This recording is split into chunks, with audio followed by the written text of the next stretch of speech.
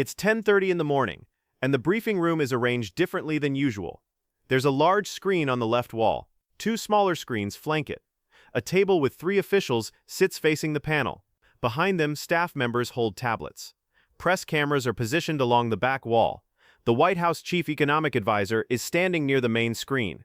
He's wearing a navy suit and holding a remote.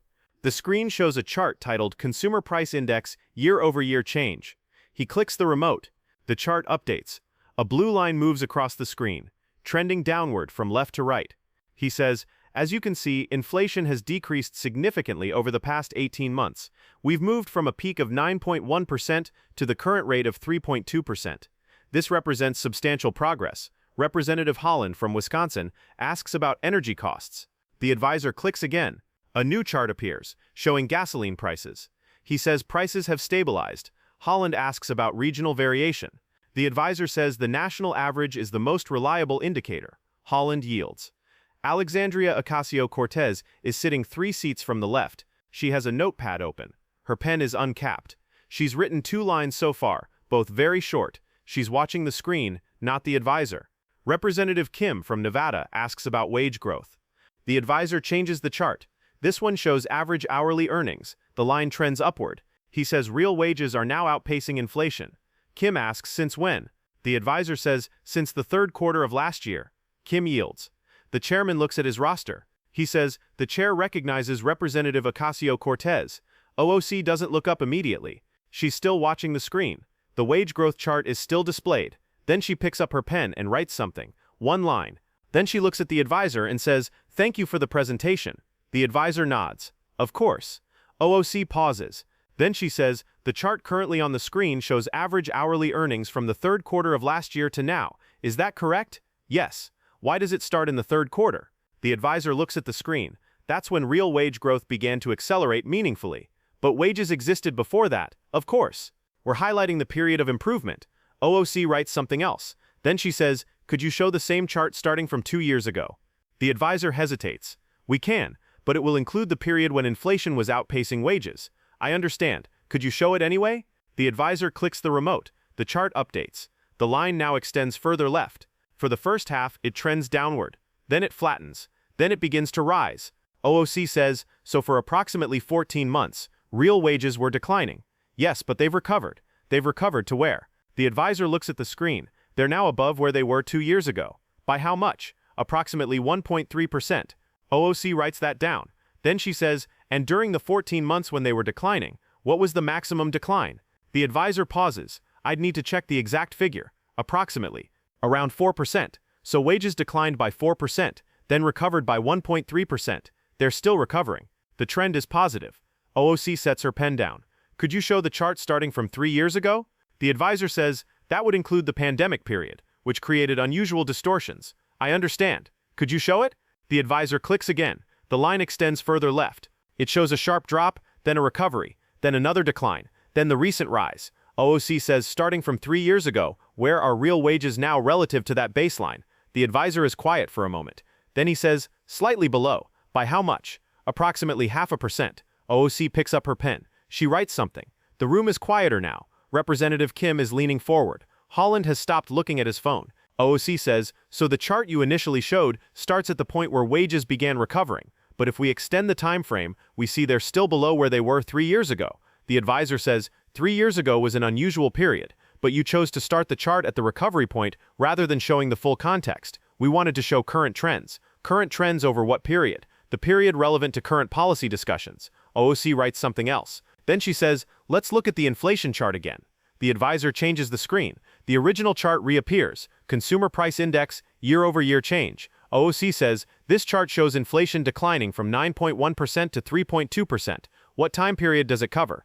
18 months. "And it starts at the peak." "Yes." "Could you show the same chart starting from 3 years ago?" The advisor clicks. The line extends left. It shows inflation much lower, then rising sharply, then declining. OOC says, 3 years ago, what was the inflation rate? 1.4%. And now it's 3.2%. "Yes, but it peaked at 9.1. "I understand. But if someone looks at the 3-year trend, inflation has more than doubled from the starting point. That's one way to frame it. Is it inaccurate? No, but it doesn't capture the recent progress. And the 18-month chart doesn't capture the full increase. The advisor doesn't respond immediately. Then he says, "We're focusing on the trajectory." OOC sets her pen down, both hands flat on the table. "Could you show both charts side by side?" The advisor looks at one of the staff members. They exchange a glance. Then the advisor clicks the remote. The screen splits. On the left, the 18-month view. On the right, the 3-year view. OOC says, "Thank you." Now, when this briefing was announced, which chart was included in the preview materials sent to press? The advisor says, "The 18-month chart, not the 3-year chart." No. Why? The 18-month chart shows the most recent policy impact. But both charts show accurate data. Yes, one shows inflation declining from a peak, the other shows it more than doubling from a baseline. Both are true. Yes, but only one was previewed. The advisor shifts his weight slightly. "We selected the chart that best represents current conditions." AOC picks up her pen. She writes one line. Then she says, "Let's look at another measure. Could you show the chart for core inflation?" The advisor clicks. A new chart appears. It shows core inflation excluding food and energy. AOC says, "This shows core inflation at 2.8%. Is that correct?" Yes. What was it 3 years ago? 1.6%. So core inflation has increased by 1.2 percentage points over 3 years. Yes, but it peaked higher and has come down. What was the peak? 6.6%. AOC writes that down. Then she says, "So you could frame this as either core inflation has dropped from 6.6 to 2.8, or core inflation has risen from 1.6 to 2.8. Both are accurate. Both are factually correct." Yes. Which framing was used in the preview materials? The decline from the peak, not the increase from the baseline. No. The room is very quiet now. The chairman is watching AOC. The press cameras haven't moved. AOC says, "Could you show the chart for food prices specifically?" The advisor clicks. A new chart appears. AOC says, "What does this show?" Food price inflation over the past year, and the rate is 4.1%. What was it 3 years ago? The advisor pauses. 2.3%. So food prices are rising almost twice as fast as they were 3 years ago. The rate of increase has slowed from its peak. What was the peak? 11.4%. When? 18 months ago. AOC writes something. Then she says, "Was the food price chart included in the preview materials?" No. Why not? We focused on overall inflation and core inflation, but food prices affect household budgets directly. Yes, more directly than core inflation, which excludes food. Core inflation is a standard measure used by economists. I'm not questioning its validity. I'm asking why it was included and food prices weren't. The advisor looks at the screen, then back at AOC. "We have limited space in preview materials, but you have unlimited space on these screens." Yes, and yet the food price chart wasn't shown until I asked for it. The advisor doesn't respond. AOC sets her pen down again. She says, "Let me ask about something else. The initial inflation chart shows year-over-year change. Is that correct?" Yes. "Could you show month-over-month change instead?" The advisor clicks. The chart updates. Instead of one line, there are now multiple bars, one for each month. AOC says, "What does this show?" "Monthly inflation rates for the past 18 months. And what's the pattern?" "It varies month to month." "Could you highlight the most recent 3 months?" The advisor clicks. 3 bars on the right side of the chart turn red. AOC says, "What are the rates for those 3 months?" The advisor reads from the screen. 0.4%, 0.3%, 0.5%. So inflation is running at about 0.4% per month on average. For those 3 months, yes, which annualizes to approximately 4.8%. The advisor pauses. "That's not how we calculate the annual rate, but it's what the monthly data suggests if the trend continues. Monthly data is volatile. Year over year is more stable, but year over year includes months from a year ago. It's backward looking. It smooths out volatility. It also smooths out recent acceleration." The advisor doesn't respond. AOC picks up her pen. She writes something, then looks up. "Was the month-over-month chart included in any materials?" No. Why not? As I said, it's more volatile, but it shows current momentum. It shows monthly variation, which could indicate a trend, or it could be noise. AOC sets her pen down. "Could you show both the year-over-year and month-over-month charts side by side?" The advisor clicks. The screen splits again. Year-over-year on the left, month-over-month on the right. AOC says, "The year-over-year chart shows inflation at 3.2%. The month-over-month data suggests a current run rate of approximately 4.8%. Those tell different stories. They're measuring different things. They're measuring the same thing over different time frames. Yes, and only one was previewed." The advisor says nothing. The chairman shifts in his seat. One of the staff members behind the advisor whispers something. The advisor shakes his head slightly. AOC says, "Let me ask about one more thing. The charts we've seen use the consumer price index. Is that correct?" Yes. "There are other measures of inflation. Is that also correct?" Yes, such as the Personal Consumption Expenditures Index, producer prices, import prices. Could you show the PCE index? The advisor clicks. A new chart appears. AOC says, "How does this compare to CPI?" PCE tends to run slightly lower than CPI. How much lower currently? About half a percentage point. So PCE is at 2.7%, while CPI is at 3.2%. Yes, which one is more accurate? They measure slightly different things. The Federal Reserve prefers PCE, but this briefing uses CPI. CPI is more widely recognized by the public, even though the Federal Reserve, which sets monetary policy based on inflation, uses PCE. Both are valid measures, but they give different numbers. Slightly different, yes. AOC writes something, then she says, if you had used PCE in your preview materials, the headline would have been 2.7% instead of 3.2%. We could have used PCE, yes, but you didn't. We chose CPI, which is higher, by half a percentage point. Why choose the higher number? The advisor pauses. CPI is more commonly referenced, but earlier you said the goal was to show progress. Wouldn't PCE show more progress since it's lower? We wanted to use a consistent measure. Have you always used CPI in these briefings? Primarily, yes. Even when PCE was higher than CPI, the advisor doesn't answer immediately. Then he says, I'd need to review past briefings. AOC sets her pen down. She closes her notepad. Then she places both hands on the table and says, let me summarize what we've established. The timeframes you select change the story. Starting from the peak shows improvement. Starting from 3 years ago shows inflation has more than doubled. Month-over-month data suggests higher current rates than year-over-year. Food prices are rising faster than core inflation but weren't included. And you're using CPI instead of the Fed's preferred PCE measure.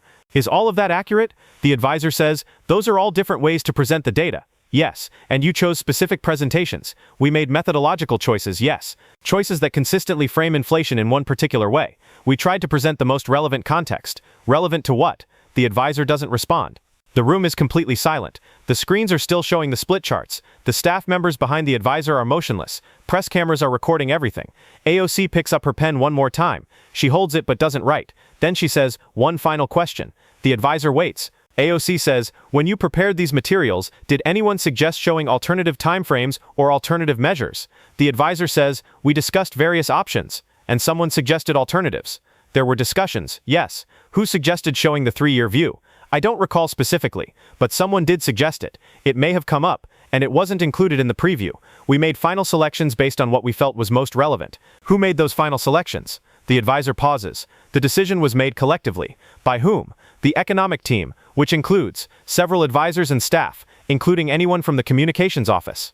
The advisor's expression doesn't change, but his hands move slightly. He says, communications staff are involved in all public materials, so they had input on which charts to show. They had input on the overall presentation, including which timeframes to use. They provided perspective on public understanding. AOC sets her pen down. She doesn't close her notepad this time. She says, did they suggest using the 18-month timeframe instead of the 3-year timeframe? The advisor says, multiple people contributed to the decision, but did communications staff specifically recommend the shorter time frame? I don't remember the specific recommendations. You don't remember if the communications office recommended framing inflation as declining from a peak rather than rising from a baseline? The advisor looks at the chairman. The chairman looks back but doesn't intervene. The advisor says, as I said, it was a collective decision. AOC leans forward, just slightly. She says, could you provide this committee with the emails and meeting notes from when these chart selections were discussed? The advisor pauses. I'd need to consult with counsel about what can be shared. Why would you need counsel to share discussions about chart methodology? Internal deliberations are sometimes protected. These aren't policy deliberations. These are decisions about how to present data to the public. The principle is similar. AOC picks up her pen. She writes one more line. Then she looks up and says, so you're declining to share how these framing choices were made. The advisor says, I'm saying I need to review what can be shared, but you're not committing to sharing anything. I'm committing to reviewing the request. The silence stretches. 10 seconds. 15. The advisor is standing completely still. The screen behind him still shows the split charts. 2 different stories from the same data. AOC says, very quietly, when communications staff recommended the 18-month timeframe, what reason did they give? The advisor's mouth opens slightly, then closes. The cameras are still rolling. The room is frozen, and no one says a word.